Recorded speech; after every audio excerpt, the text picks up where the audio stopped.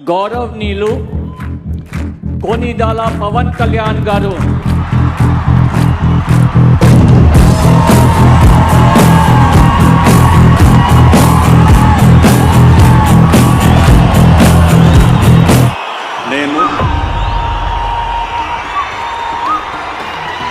కొనిదెల పవన్ కళ్యాణ్ అనే నేను